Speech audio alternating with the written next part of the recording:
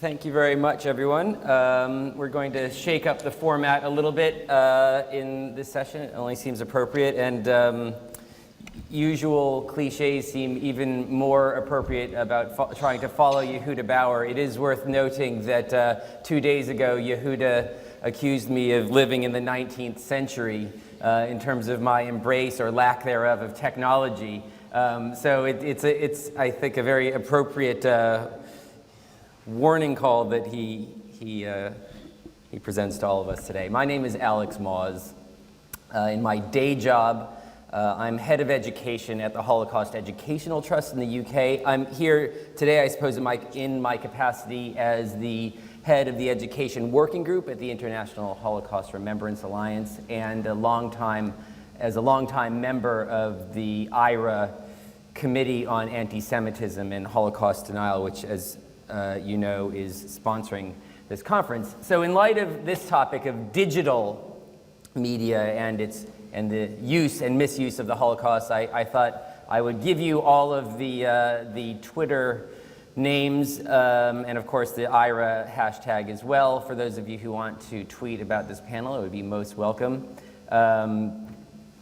Do please live tweet. We will, if you have your phone out, it makes it easy for us to assume that that's what you're doing and not, just that you're bored. And if I could just ask for those of you who are going to be Instagramming this session, my preferred filter is Valencia. So please, if I could just politely ask you to do that. It's not a competition, but I suspect that of all of today's topics, the realm of digital Holocaust discourse probably surpasses the others in terms of the sheer quantity of examples that we could cite. But it's not just the quantity of these examples which causes us to have this discussion. I think that the nature of digital media is more likely perhaps than some others to cause some sense of moral outrage when we see examples of Holocaust discourse there, perhaps because it's more temporary or informal or seen as frivolous. I wanted to show you something that Rob Williams, who'll be chairing the next panel, sent to me just this morning, a Facebook meme that was doing the rounds just last week. This type of thing, might elicit a chuckle and it might elicit outrage. I wanted to show one example very briefly from YouTube of a very popular meme there, which is, some of you might be familiar with the downfall parodies, and this is with total apologies to the German speakers in the room who will know better, but the joke is that if you don't speak German, then the subtitles provide some possible humor for you. Here's an example. Dem Feind gelungen, die Front in breiter Formation zu durchbrechen. Im Süden hat der Gegner Zossen genommen und stößt auf Stahnsdorf vor. Der Feind operiert jetzt am nördlichen Stadtrand zwischen Frohnau und Pankow, und im Osten ist der Feind bis zur Linie Lichtenberg, Marsdorf, Karlshorst gelangt. Mit dem Angriff Steiners wird das alles in Ordnung kommen. Mein Führer, Steiner konnte nicht genügend Kräfte für einen Angriff massieren. Der Angriff Steiner ist nicht erfolgt.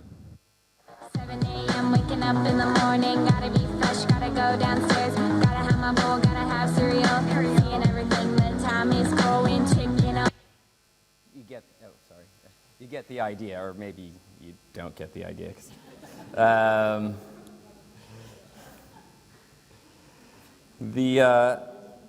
What do we make of this anyway? Is this offensive? Is it legitimately funny? Does it in some way or another actually contribute to someone's understanding of the Holocaust? I think these are all legitimate questions, and I'm really pleased to have a very interesting panel today with us today. I should say to those of you who are live tweeting, please do not hashtag all male panel us. we had some late changes in this, and it wasn't intended to be so. I'm very sensitive to that issue.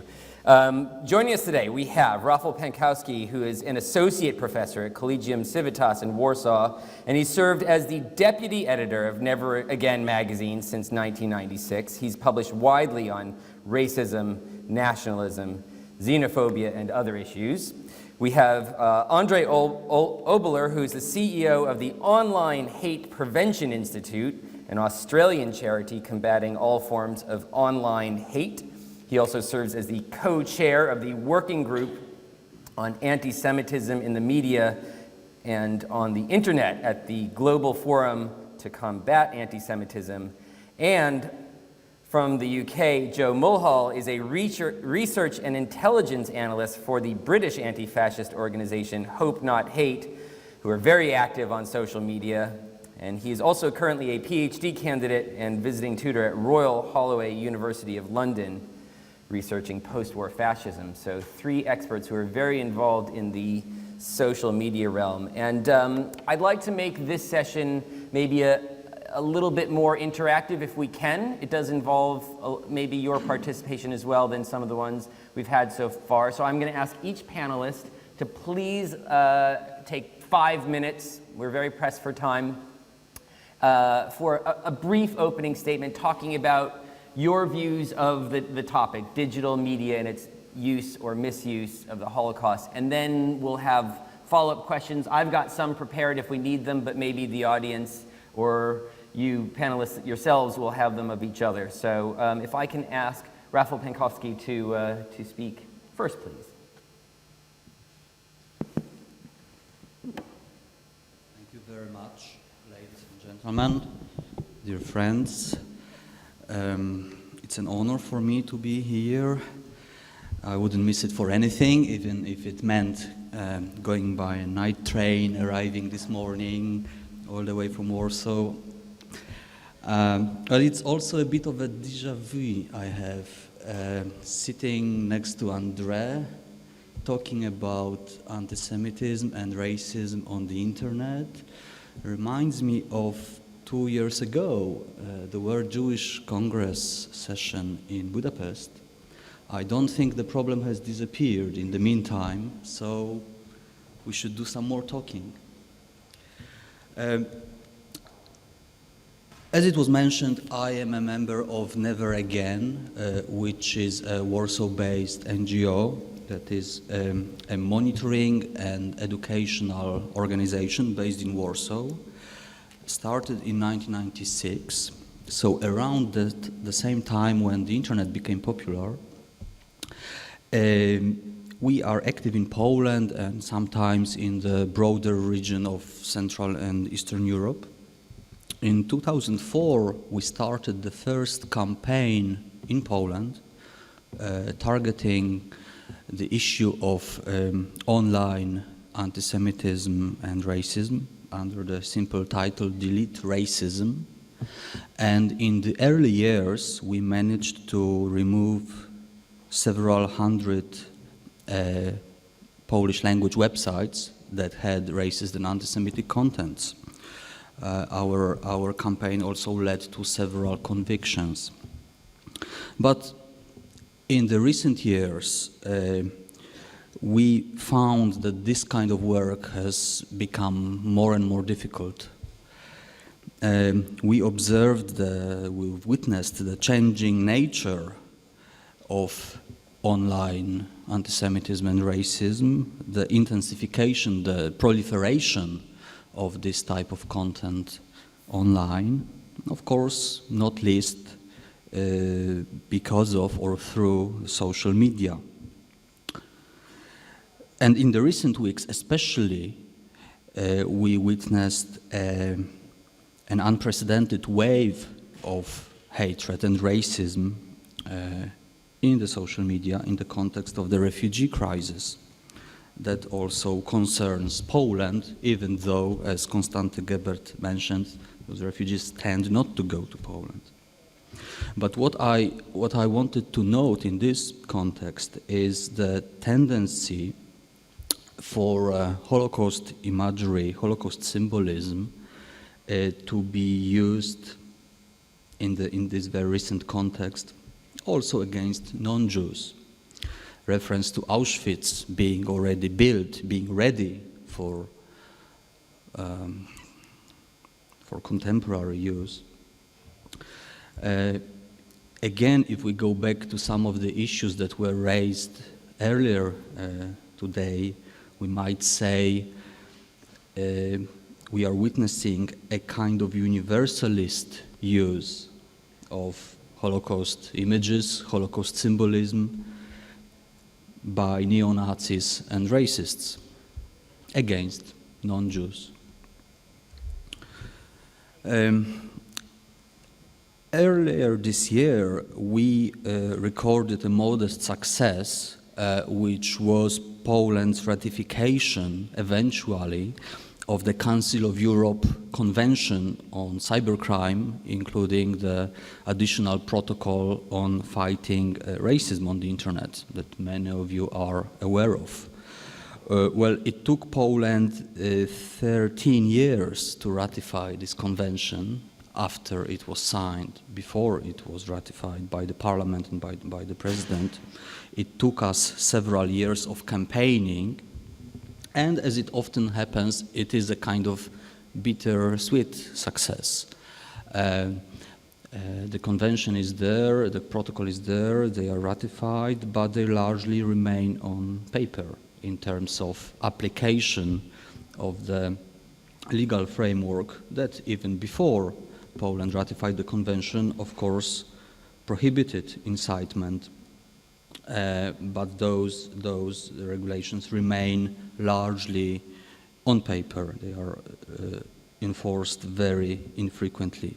But we believe that the very fact of existence of the Council of Europe Convention, the very fact of the existence and the ratification of the protocol on racism gives a potential for awareness raising in the law enforcement community, in the business community. So it's a tool that we are hoping that we are going to use in the future for those purposes too. Now, I just wanted to mention one specific example that you might not be aware of, that I think gives an interesting insight into the globalized reality of online racism and the distribution of messages through the internet in a globalized context. There is a company in Poland called Allegro, which everybody in Poland knows, because according to different estimates, it has about 90% of the market for online sales on any product. If you buy something on the internet in Poland, 9 out of 10 cases, you buy it through this platform, which is a massive platform for all kinds of goods. Unfortunately, it is also a massive platform for the distribution of neo-Nazi and racist materials in all forms, in terms of music, in terms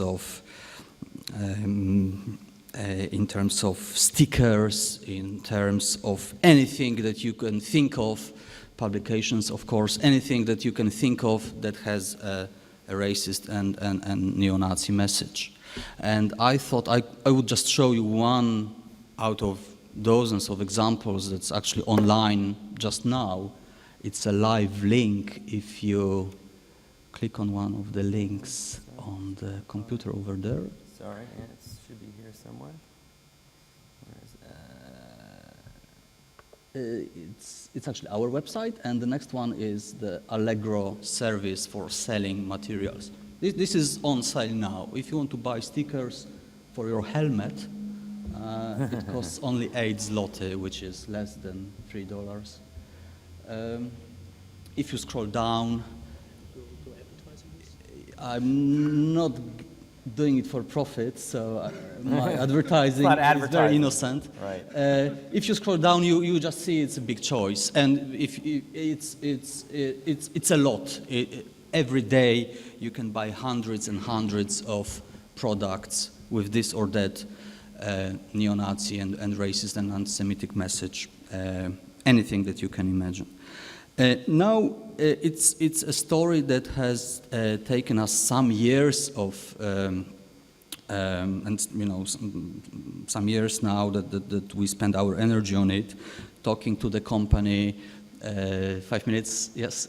Talking to the company, trying to persuade them it's actually wrong, it's actually against the law, it is something they don't agree with. But what they also did in reaction to criticism is they took legal action against the critics. And just this year, the Supreme Court had the final ruling saying, luckily, happily, it is not illegal to criticize this, but the problem persists. The distribution of racist and neo-Nazi material through this massive platform persists. And just one last detail before my microphone is cut off. I think it's actually very interesting in this context. The company is owned by a South African corporation, Naspers. You may have heard of it by its original name, National Press, which in the Boer language means the national press, which used to be one of the pillars of the apartheid system as the biggest media company in apartheid South Africa, right until the democratic transformation. If you read the Desmond Tutu book on the Truth and Reconciliation Commission, it actually has some passages about this very same company that was forced to apologize for its role in the apartheid system, but today persists in a very stubborn way to peddle racist and anti-Semitic and neo-Nazi material in a very distant market, in a very distant place, distant from South Africa, which is Poland. And I think, and this is my last sentence now, I think this is one of the ironies of the internet today, which I thought, many of us thought, would be a perfect tool for increasing intercultural understanding. In fact, we are increasingly aware it has become a perfect tool for the globalization and internationalization of anti-Semitism, racism, and neo-fascism. Thank you. Thank you very much. Excellent, thank you. Just if anyone does have questions that they would like to submit via Twitter, I will definitely read them out loud. And apologies to Joanne Wood for the 5 minutes that you say it took you to compose the tweet that you just posted. But well done for persevering. Thank you for that very much. And we're now going to hand over to Andre Oberler from the Online Hate Prevention Institute. Okay. Alex is going to shoot me for this, but can I give you another stick? Probably not. There won't be violence, it's just going to be a no. There's a presentation on this stick called Last Minute. The reason it's called Last Minute, the reason the presentation on there is called Last Minute is because it's not actually the presentation I want to present to you now. It's a screenshot, if we can pull it up, the one on the stick. Let's do this. You talk, I'll work on this. It's a screenshot from Facebook from the first talk this morning, which we posted on our Facebook page. Let's bring it up. So this is what I put on our Facebook page. If you're on Facebook, if you go to facebook.com/onlinehate, you'll be able to see this live. This is just a commentary on the opening, well, one of the speeches this morning. But if we go to the next slide, down the bottom you can see a comment we received. Okay, this is in the last hour. Okay. I thought about starting to compose a reply. One of my moderators in Australia went to just remove this, to hide it. I've unhidden it. I thought, why not open the opportunity up? If people would like to compose a response, you may go to our Facebook page, and I invite you all to have a go at actually answering this. With a room full of experts, simply deleting it and ignoring the question is perhaps not the right response. The right response is to reply. So I put that opportunity out there, and on that note, if we can go back to the actual presentation, now that I have 1 minute left. Okay, so it's just online hate on Facebook, if you want to find it. Okay, so I'm very briefly, in a sentence or two really, going to touch on 5 themes. They relate to abuses of the Holocaust, or Holocaust memory, the social media industry, government, civil society, and then what I see as a structural challenge in working in this space. So let's look at the abuses. I just have a few examples. I will not spend any time on these. This is a Holocaust denial page, proud to be a Holocaust denier. Here are examples of some of the content on the page. What my organisation does in part is we produce briefings where we look at a page like this, extract the examples, explain why they're a problem, and encourage people to then go and report them. Here's another example. That first one was blatant, proud to be a Holocaust denier, blatant. This next one is claiming that this is a historical site, non-political, not denial. We are just questioning the Holocaust. And here is the content from the page. Okay. We also have things like this.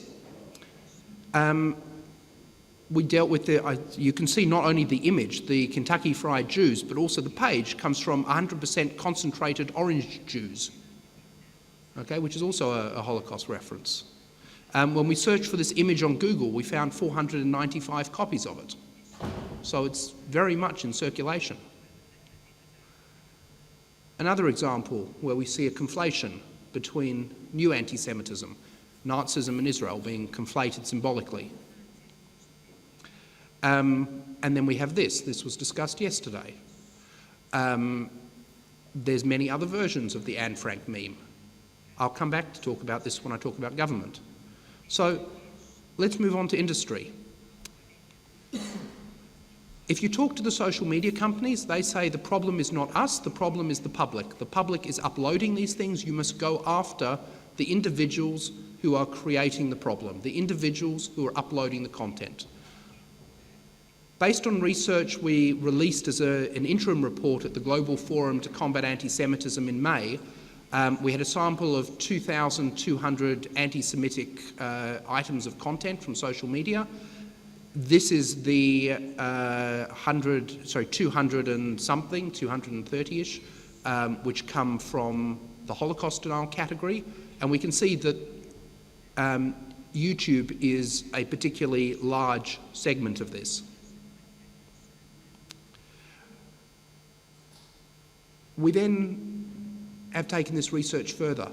We've gone back, we've given the companies the data. Facebook we offered and they didn't take it. YouTube and Twitter took the data from us and agreed they would go through it again and at a high level they would review it.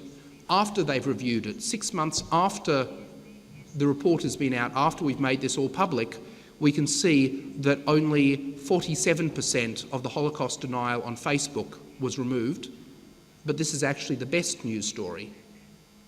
If we look at YouTube, only 7% was removed, and YouTube had most of it. If we look at Twitter, 13% was removed. And next to it you can see, compared to all the categories of anti-Semitism, Holocaust denial on Facebook is actually having it has a much higher rate of removal than anti-Semitism has in Facebook in general. This is good news and somewhat surprising because Facebook's official policy to date is still that Holocaust denial is not recognised by Facebook as a form of hate speech. They're on record saying this. So having taken this position that they regard Holocaust denial as not being hate speech and not being in breach of their policy, in actual fact the data shows us they are quite good at removing it. but we have problems with the other platforms. YouTube, 6% in general, 7% for Holocaust denial, it's about the same. Twitter, 15 and 13%, it's about the same. So we have a particular effort on Facebook to remove Holocaust denial, which should be welcomed. I've skipped over the role of the governments here. That example of Anne Frank I showed you and some of the others, my organisation put in a report, and the Executive Council of Australian Jewry, our peak Jewish community body, our part of the World Jewish Congress, took a formal complaint under a government complaint system against Facebook, and after some reconciliation, Facebook agreed to block in Australia all the items in our report. So this is where the government role can come in when we have laws, and these were only civil laws, not criminal laws. But this wasn't done as a complaint against the individuals who uploaded the content. That's what Facebook would have preferred. This was done as a complaint against the company. The civil society discourse, I think I have one example here. This was a cartoon from a while ago, prior to the Gaza war, but an Australian charity which helps refugees and asylum seekers posted this cartoon as commentary during that particular war. They took an old cartoon and posted it. And you can see the numbers. It was shared by, well, 4,000 and what's that, 5,000? Huge numbers. This was being seen by over 1 million people, with the moral authority coming from this human rights organisation. It took a lot of work, but they eventually apologised for this. The Jewish community was fairly close and strongly supportive of this community, and that relationship almost vanished overnight as a result of this. So it was resolved, but the fact that something like this could happen is an indication of a problem in the public discourse. The last comment I want to make is to do with the structural challenge. The social media companies, they ask for a lot of room to move because social media is the way we protect freedom of speech in the future, and they're innovative new companies, etc., etc. The social media companies are not startups anymore, not the major companies. They're some of the world's largest corporations, period, full stop, in any area. The idea that you might stifle innovation if we start regulating now may have been true 7 years ago. It is not true today, not if limited to the large companies. The companies have so much clout that corporations are concerned about supporting work which the companies may not be in favour of. Large companies are concerned about this. Organisations that challenge these companies find it difficult to get funding, find it difficult to get support. We're in a position where an NGO some years ago may have been if they were challenging the government. Only the primary power these days may not be the government, it may actually be these corporations. So in this setting, we actually need the government's help and the government's power to help balance against the power of large global corporations who, at the moment, some of these companies are not paying tax. They are so large they manage to dodge the entire taxation system and not contribute to the countries in which they operate. I mean, I find it ridiculous that a company in Australia can pay millions of dollars for advertising online to a company with all the advertising only seen by people in the country that they're trying to advertise to, yet none of this business legally, officially exists in that country. It's all occurring in Ireland or in the Isle of Man or somewhere else where the tax is better. So I will end on that note. Alex is about to walk over. Thank you. Thank you very much, Andre. I don't know how I've gained that reputation for violence. Excellent. The questions are coming in fast and thick on Twitter. It does involve us getting through the opening presentations first in order to get to the answering those questions. So I am pleased now to ask Joe Mulhall from Hope Not Hate to share his thoughts on the topic with us. Cheers. Yeah. Thank you for having me. I was very excited to hear Professor Bauer's comments about going on to the attack somewhat. I'm here representing an anti-fascist organisation called Hope Not Hate, a British-based one that mainly works in Britain but also does work around the world. We have both an intelligence and research department which seeks to undermine and expose the far-right and fascist movements as well as Islamist movements, but also looking at community campaigning and attempting to build community resistance. So I was very excited. I go to lots of conferences where we talk about understanding fascism and racism and Holocaust denial, which is very important. You know, we can't defeat something we don't understand. But sometimes it's nice to talk about what we're going to do about it in terms of going onto the attack. I'll perhaps look at it from the other side. It's been talked about the perpetrators of this sort of stuff putting it online. I was going to be looking at how some people perhaps view it and take it in a different direction, and I'll be very quick. I wanted to start very quickly by saying something positive, as we were talking, as it says uses and misuses, and just pick out some statistics of how social media can be, successful and has been positive. If I think about Holocaust Memorial Day in the UK, I picked out some statistics. Their survivor testimony film this year, Memory Makers, was viewed 72,000 times online, and the stories of Holocaust survivors were shared 7,800 times.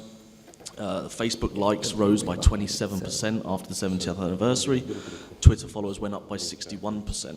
The Holocaust Educational Trust, their hashtag Lessons from Auschwitz, again, hundreds of people writing about the inspirational and life-changing events they've experienced there.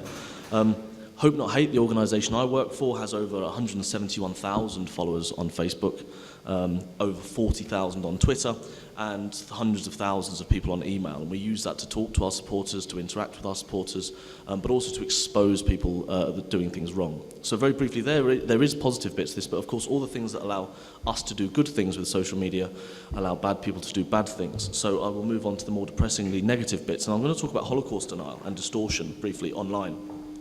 I think the major problem that social media creates for this is the ability that it's easier than ever before to receive Holocaust denial or to find Holocaust denial online. It's completely free, it's completely widespread.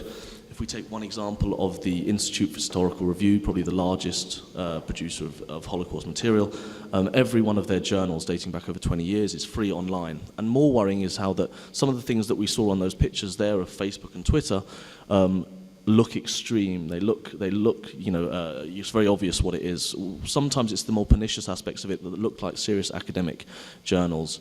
And because people looking at it, perhaps in the past if one was to buy Holocaust denial material, you had to go to certain bookshops, you had to buy them from certain places, often with obvious links to the far right.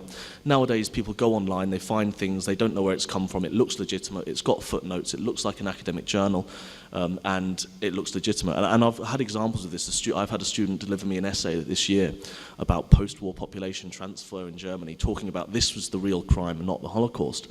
And when I pulled him up on it and went through, all the references were from the IHR in California.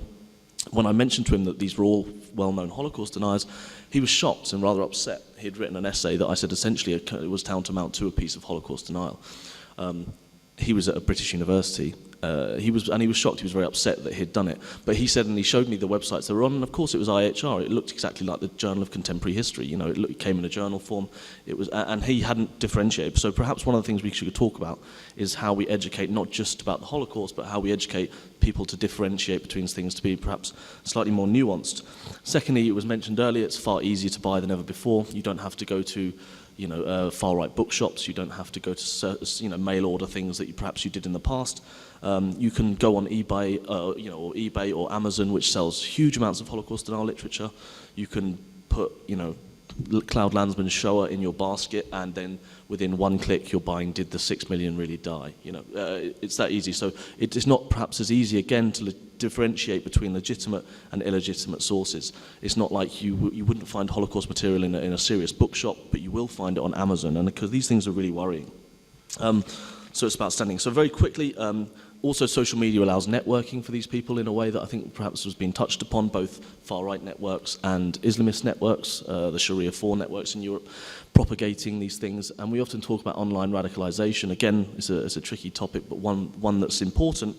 Again, in terms of Holocaust denial, it's very easy to pick people's roots who can maybe start in right-wing anti-immigration movements and slowly radicalize to the point where they're engaging in Holocaust denial, far-right extreme anti-Semitism, and a lot of this is done online. And the ability for people from anywhere in the world to get in contact in this. No longer do you have to have your little book list like you did in the 80s or 70s, and you'd put it out there and hope that someone might send in their mail order. Now it's online, you just send them the link. Finally, I think Godwin's law was mentioned earlier this morning. I'm kind of rattling through them because I don't want to take too long. Godwin's law was mentioned earlier this morning about does this reduce the uniqueness of the Holocaust in terms of, not in reality, but in people's minds. And I think that's a really interesting debate because trivialization is a real problem. I mean, we mentioned those figures on YouTube. I mean, I've seen Holocaust denial under, or even just mentions of the Holocaust under videos of Justin Bieber or under videos of footballs, goals. These things are everywhere. It becomes pervasive. And it's about questioning whether or not the pervasiveness becomes normalization, incorrectly and wrongly. And the historical distortions. And this isn't just, again, kind of ignorant children. I was at a conference in Nashville last week on the Holocaust, and a supposedly serious scholar stood up and gave a paper called Never Again. And it was about the invasion of Muslims into Europe at the moment, and his argument. And he was using the Holocaust here. So it's not just these things, it's about the use and misuse of the Holocaust that we see all the time. So to finish, yes, education about the Holocaust I think is important. Obviously, we have to do more. But also, is it perhaps we need to ask, do we need to educate people about evaluating sources? I mean, maybe that's just the historian in me, but about etiquette online, about when you're finding things, how do you find out whether or not this is a legitimate and serious source? How do you perhaps, in a way that you would have done in the old days in a library, how do you wrap this up within the historiography to make it? And I think the ADL in America's statistics were that they reckon about 50% of the world's population haven't heard of the Holocaust yet. And actually, scarily, 1/4 of those who have heard of it don't believe it's true. So of that 50% that haven't heard of it, increasingly the way that they will find out about it, unfortunately, will not be a book by David Cesarani. It will be underneath a video of Justin Bieber. And then say they will be finding these things out online. So the question is, of those 50%, I guess, who will find out through social media and online, what will they be finding out? And how do we try and teach people to then differentiate between the serious sources and the sources that look real but actually are not? That's kind of basically it. I know it looks like horrible form. I'm not actually just playing words with friends. I'm checking for questions, and we do have them. I wanted to ask actually the first question, not of the panel, but of the audience. We saw, Andre, you showed the last minute example from literally an hour ago of Facebook, in juxtaposition with you showing how you very often request of the social media companies to take things down. In this instance, you were encouraging us to go online and challenge it. I won't ask how many people did that or plan to do that, None but so far. well, no, okay, fine. But the question is, maybe just a show of hands. Who in the room feels that the appropriate thing to do in those types of things is to request that it be taken down? And who feels that the appropriate thing is to challenge it? Okay, so it's interesting just to gauge the sentiment of the room. I don't know if that tells anything. I mean, I think it's more in keeping with what Yehuda was suggesting that we do. But does that, sort of pose a challenge to your work that you're promoting, Andre? Okay, look, we make a big distinction about the forum. This comment was phrased politely on the page of an anti-hate organisation on a post which was about Holocaust. It was on topic, it was polite, and it was in a forum where one could expect to have a reasonable discussion. The same comment on a Holocaust denial page or on a radical organisations page, whatever sort of radical organisation, where there isn't an expectation that we're going to address it seriously, you probably want to just request removal. So it's really about the forum as much as it's about the comment. Got it. That's a very helpful distinction. Yeah. I was just going to say on that, it's also a matter of practicalities, of course. I mean, I'm sure a Hope Not Hate group, for instance, has nearly 200,000 people, thousands and thousands of comments a day, and they're all the same, And so that kind of, you go, oh God, look, they've put that up. You could get that 100 times a day, and so you can't engage them all. Most of the time, for practical reasons, you just wipe them. Certainly if it's racist or offensive, you just wipe it because you haven't got time to engage in arguments. Otherwise, you do nothing else. Yeah. If I can just add to that. Our policy is we have a no platform policy. We ban people, not just remove the comment, but if we see anyone on our page even making a legitimate comment and that person is a member of hate groups, we ban them from our page entirely, partly for that resourcing issue. We don't have the time to continuously engage with people that are there to just provoke. So we ban them and we stop them continuing. And we have a very large ban list. Question from Rob Williams on Twitter is, what about the dark web? No one's mentioned the dark web. Is this an even more, concerning environment because it provides discussion opportunities for violent extremists? Is that something that any of you have engaged in? No. Okay. Yeah. Oh, sorry. No, you go for it. Yeah, the dark web's a really interesting one. Tor networking generally. Of course, it's vast. The problem is it's very difficult. You can't search it in the same way you traditionally would. There's a really good book out by Jamie Bartlett, who's at Demos, if anyone's interested, called The Dark Web, and there's no question that this thing goes online. There's one of the most extreme groups in Britain at the moment, a small group called National Action. Their briefing documents are all about how to use the dark web to keep away from both governments and anti-fascist organisations. How we combat it is something that needs to be a conversation that's had. It hasn't really happened either. I presume governments are looking at it, but yeah, it's something that has to be talked about, because at the moment I must admit I'm completely clueless on how we would go about combating things on the dark web. Finding them, let alone combating them, is the issue, I think. So, what is the dark web? Oh, right. Sorry. Yeah, the dark web is the unsearchable. On the internet, the estimates say that about 97% of the content that sits on the internet is not searchable through Google. Doesn't have official web addresses. It's called the dark web because it's usually you have to go through certain routers, a thing called the Tor router. So everything is untraceable. And it doesn't have traditional web pages or search engines, and it all sits below what we would call it's Google, Facebook, etc. So basically, it's the internet that you can't search. Some of it's completely innocuous. Some of it is family pages with pictures of their friends. A lot of it is selling drugs, guns, racism, Islam, that sort of stuff. And I do need to challenge the premise of your question was because you are old, you don't know what the dark web is. First of all, I don't consider you to be old, but I do feel like we've had various conferences over the past few years on where we touch on digital topics, and I do need to sort of shift the conventional wisdom that this is a topic for young people, and I hope that many in the room of all ages will agree with me. I mentioned Yehuda earlier challenging me on not being switched on enough,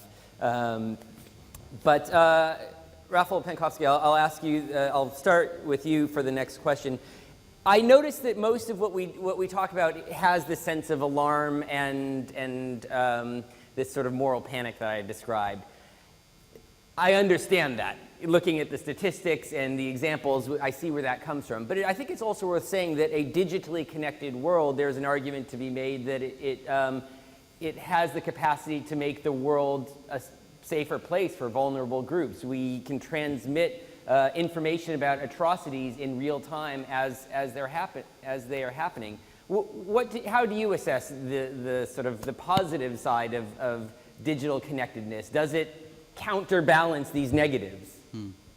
Well, it's an interesting point. I'm afraid, personally, I'm much more pessimistic. Okay. I'm sorry. But what you said reminded me of a Polish politician, ex-Prime Minister of Poland, who made a speech about Jan Karski once. I don't need to explain who Jan Karski was in this room, well, the man who brought the news of the Holocaust to the West from occupied Poland. And this Polish politician said, well, unfortunately, Jan Karski failed in his mission because there was no Facebook at that time. If he had Facebook, he could just put it all on Facebook and inform the global community about the Holocaust. I thought that's simplistic and naive, and I'm not sure this is the right way to think about technology. I mean, obviously, there is a potential there for all of us who are on the good side. But I'm afraid it is simply the biggest tool and the biggest opportunity for racist and anti-Semites in modern history, the technological development, which I think nobody has really fully grasped yet. And one very important aspect of all this is the limits of acceptable debate. This is what we are talking about in a way, that are shifted enormously because of Facebook and all the other tools, all the other platforms. And I think that the key to this is the transnational or the global nature of the phenomenon.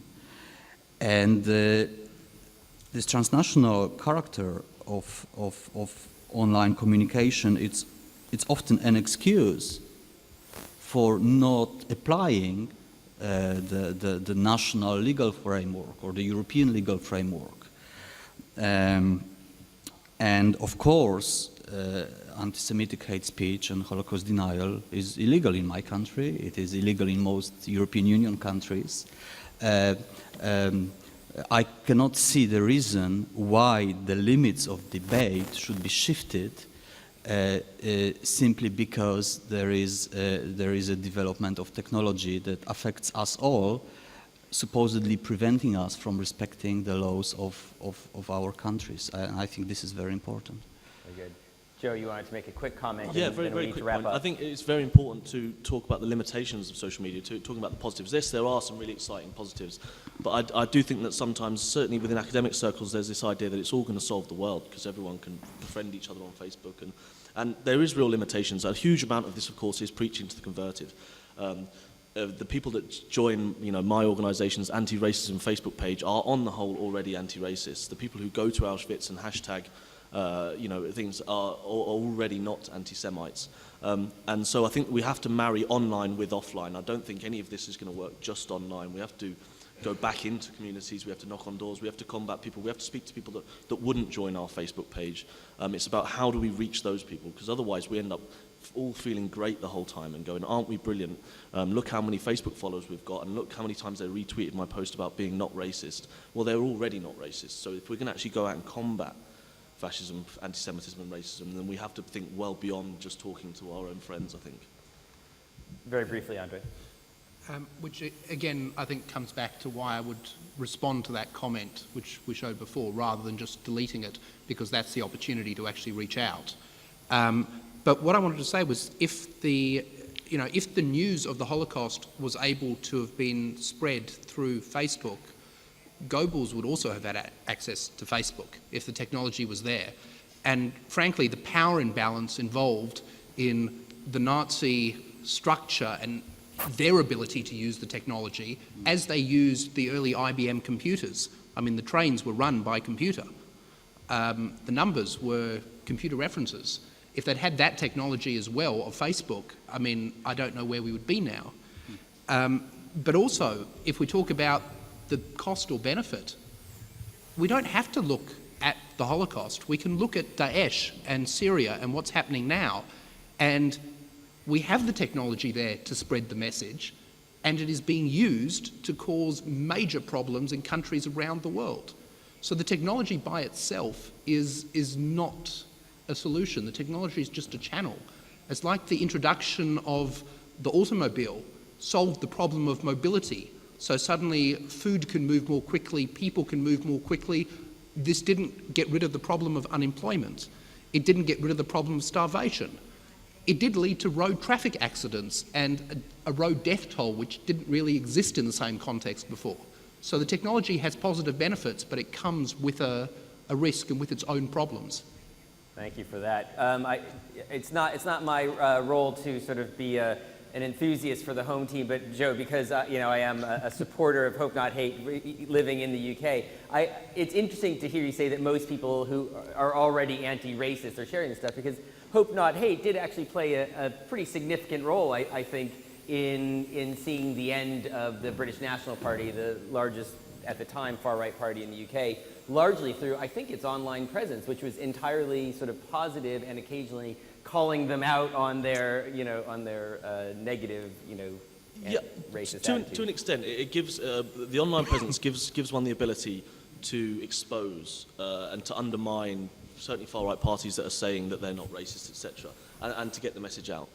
I would actually argue that, that you know, if we did have an impact on those elections, for instance, it was actually the hundreds and hundreds of people that went out every weekend, knocked on doors and spoke to people on the doorstep.